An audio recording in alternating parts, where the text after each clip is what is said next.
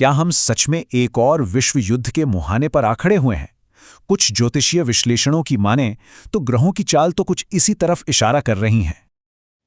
अब जो बात सबसे ज्यादा ध्यान खींचती है वो ये है कि इस विश्लेषण के मुताबिक कोई एक नहीं बल्कि 3 बड़ी ग्रह दशाएं एक साथ मिलकर इस पूरे संघर्ष को हवा दे रही हैं। इसे आप एक तरह का ग्रहों का महायुद्ध भी कह सकते हैं। तो सबसे पहले आता है अंगारक योग। देखिए, अंगारक यानी मंगल, जो कि गुस्से और आक्रामकता का प्रतीक है।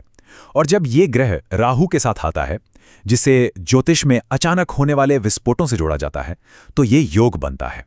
और सबसे अहम बात यह है कि ये युति हो रही है कुंभ राशि में, जो कि हवा और तकनीक की राशि है। यही वजह है कि कहा जा रहा है कि हम ड्रोन, मिसाइल और हवाई हमले इतने ज्यादा देख रहे हैं। दूसरा बड़ा फैक्टर है बुध का वक्री होना। अब वक्री का सीधा सा मतलब है जब कोई ग्रह हमें धरती से उल्टा चलता हुआ दिखाई देता है। ज्योतिष में बुध को बातचीत, डिप्लोमेसी का ग्रह माना जाता है। तो जब बुध ही उल्टा चलने लगे तो कहते हैं कि शांति की सारी कोशिशें, सारी बातचीत पटरी से उतर जाती है। और फिर तीसरा बड़ा प्रभाव है शनि का। शनि इस समय मीन राशि में मौजूद है, और मीन है जल तत्व की राशि।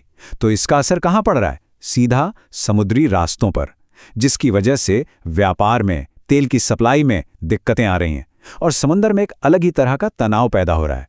तो मतलब साफ है, ये 3 अलग अलग ग्रह स्थितियां, यानी मंगल राहु का अंगारक योग, बुध का वक्री होना और शनि का जल राशि में होना, ये तीनों एक साथ आ गए हैं। और ज्योतिष के नजरिए से यही वो परफेक्ट स्टॉर्म है जो पूरी दुनिया में इतनी उथल-पुथल मचा रहा है। अब बात करते हैं टाइमलाइन की। ज्योतिष स्रोत ने कुछ तारीखों को डेडली डेट्स, यानी कि घातक तिथियां कहा है। आइए देखते हैं कि इन तारीखों पर क्या-क्या होने की बात कही गई है। ध्यान दीजिए, ये सारी तारीखें साल 2026 की हैं। ये एक तरह से खतरे से शांति की तरफ एक उल्टी गिनती है। इसकी शुरुआत होती है 15 से 21 मार्च के हफ्ते से, जिसे सबसे ज्यादा खतरनाक बताया गया है। लेकिन फिर चीजें धीरे धीरे बेहतर होने लगती हैं और 2 जून को जाकर एक स्थायी शांति की सबसे बड़ी उम्मीद बनती हुई दिखाई देती है। तो इस तनाव भरी टाइमलाइन के बाद अब बात करते हैं उम्मीद की, क्योंकि यही ज्योतिषीय विश्लेषण हमें शांति के रास्ते की तरफ भी ले जाता है।